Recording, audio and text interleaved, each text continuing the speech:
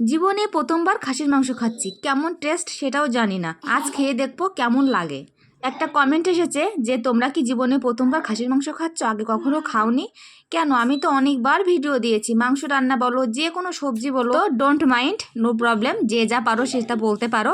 তো এদিকে আমার হাজব্যান্ড দেখো কত বাজার করে এনেছে, আর আমার এই সোনাটাকে আমি ঘুম পাড়াতে গিয়ে কোনো রকম ঘুম পাড়াতে পারলাম না। কত চেষ্টা করলাম ঘুম পাড়ানোর জন্য, কোনো রকম ঘুমাবে না, ও এইভাবে খেলা করে বেড়াবে। তো খেলা করুক, আর এদিকে আমি যেহেতু মাংস রান্না করব, আর খাসির মাংস বলে কথা, অনেকটা সময় লাগে, এই কারণে একটু তাড়াতাড়ি রান্না করতে যাচ্ছি। আর যেহেতু আমার প্রিয় মাংস এটা, আমার হাজব্যান্ডের কিন্তু না, কাল কিন্তু খেয়েছে দেশি মুরগি, আজ আবার নিয়ে এসেছে খাসির মাংস। এই দেখো, যেহেতু কালকে ছিল আমার হাজব্যান্ডের প্রিয় মাংস, আর আজ হচ্ছে আমার প্রিয় মাংস, এই জন্য একটু সুন্দর করে ধুচ্ছি যাতে একটা ময়লা বা রক্তের কোনো দানা যেন না থাকে।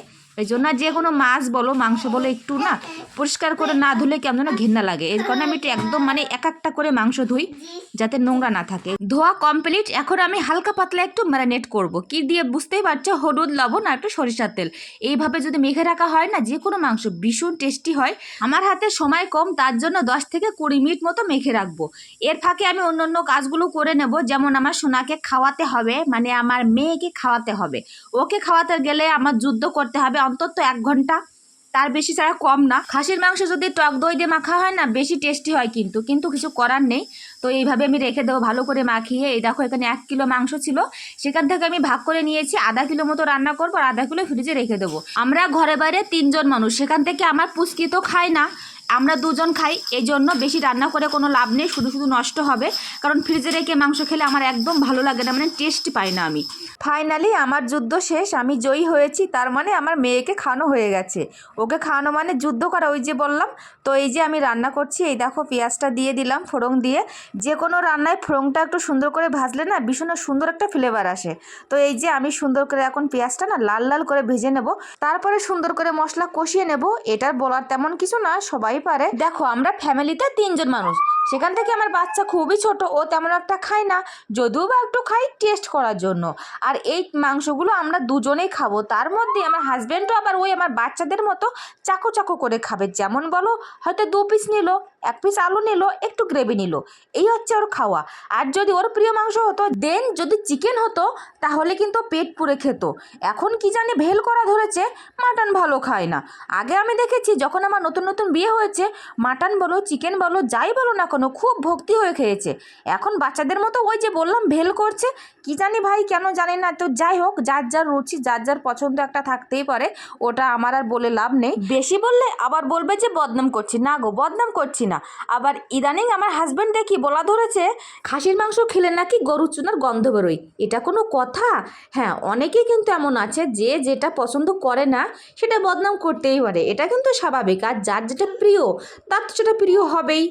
তো এই যে আমি এখন এই দেখো সুন্দর করে একটু ফেস দেখিয়ে নিচ্ছি, দেখো আমি রান্না করছি। অনেক লেট হয়ে যাচ্ছে, বাট 12টা বেজে গিয়েছিল সব কিছু কমপ্লিট করতে করতে, বুঝেছো?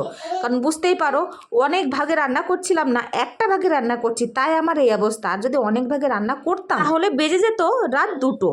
শোনো, আরেকটা কথা, সবাই তো জানো রান্নায় যদি মন না দাও তাহলে কিন্তু রান্না একদম বাজে হবে, টেস্টি হবে না। আর যদি একটু সুন্দর করে মন দাও না, রান্না চেটে পুটে খাবে সবাই, বাড়ির ফ্যামিলির সবাই, তাই না? এই দেখো, এই জন্য আমি একটু মন দিয়ে রান্না করছিলাম, কিন্তু কোনো লাভ হয়নি। ওই যে আমার হাজব্যান্ড ভক্তিও খায় না। আরেকটাই দেখো মশলা দিচ্ছে, এটা হচ্ছে সিক্রেট মশলা আমার, এটা কেউ জানে না। এটা দিলে না মাংসর স্বাদ, টেস্ট, মানে সব কিছু বদলে যায়, মানে সুন্দর হয়, বদলে যায়। তাই বলে এই না যে ভালো হয় না, সত্যি খুব সুন্দর হয়।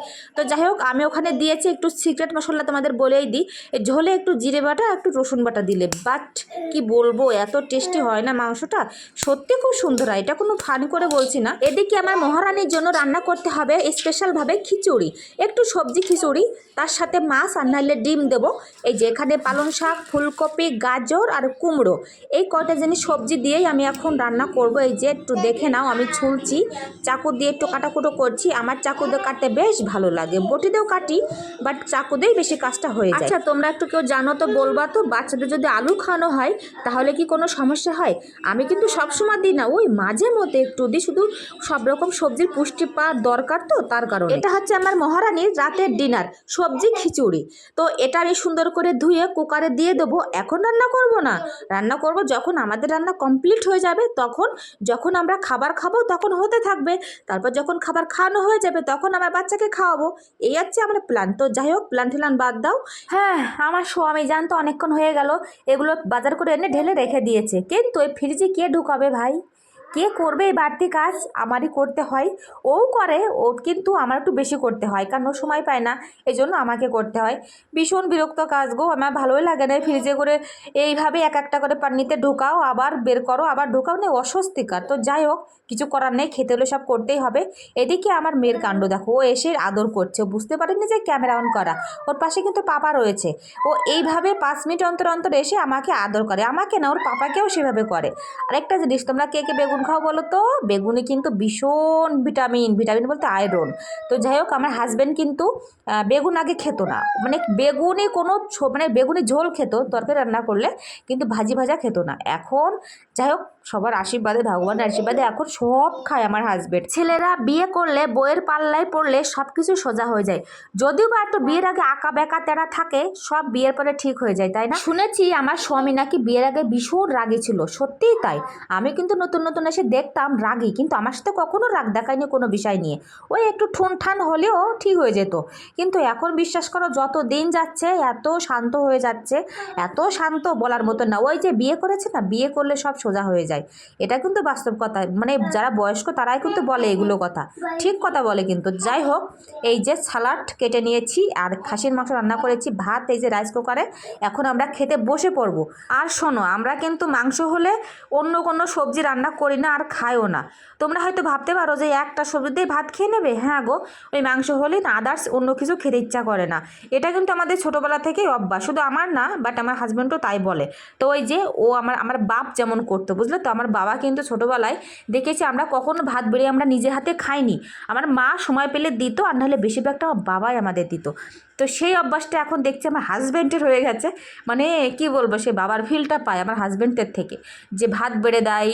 এখন তো হয়তো আমি বাড়ছি, তোমরা হয়তো দেখতে পাচ্ছ, বাট কিন্তু তরকারি কিন্তু ও আমাকেই দেবে, ও নেবে, কিন্তু ভাতটা বেশিরভাগ ও আমাকে বেড়ে দেয়, সবজিও আমাকে দেয়। অন্য কোনো দিন যদি আমি ভাজি বা তরকারি রান্না করি, তো ভাজিটা আগে খেয়ে নিয়ে আমি ওকেই বলি দাও, মানে তরকারি দাও, মানে অভ্যাস হয়ে গেছে, বুঝলে তো। যাই হোক, অনেক গল্প শুনলে। এই যে আমার এটা দুপুরের ডাল ছিল, তোমাদের বললাম যে একটা মাংস দিয়ে খাবো, কিন্তু আমার মনে ছিল না যে ডালটা যে রয়েছে, একদম মনে ছিল না, সরি।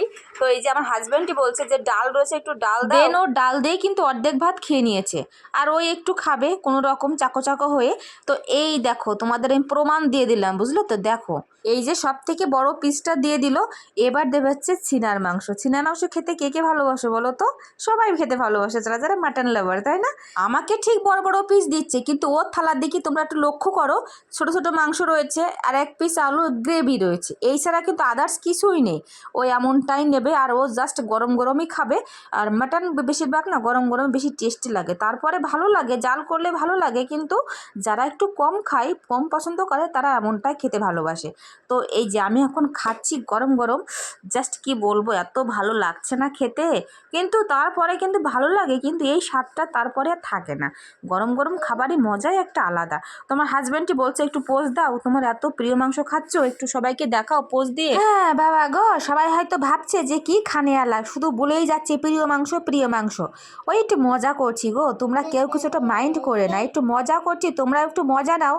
এই যে আমার প্রিয় মাংস খাচ্ছি বলে আমার হাজব্যান্ড বলছে কি একটু পোজ দাও, পোজ দিয়ে সবাইকে দেখাও যে তুমি কেমনভাবে খাচ্ছ। তো কি বলবো, আমি গরমের ঠাড়ায় আমি ধরতেই পারছি না যে তোমাদের সুন্দর করে একটু দেখাবো, টেনে ছিঁড়বো, তার আগেই ছিঁড়ে যাচ্ছে, বুঝলে, এত সফট হয়েছে, আমি সেই সুন্দর করে টানতে পারছি না, টানার আগেই ছিঁড়ে চলে আসছে। তো দেখো, এই দেখো দেখো দেখো, কামড় দেওয়ার আগে সব ছিঁড়ে চলে আসলো। তো যাই হোক, টাটা সবাইকে, ভালো থেকো, আমরা খেয়ে নিই।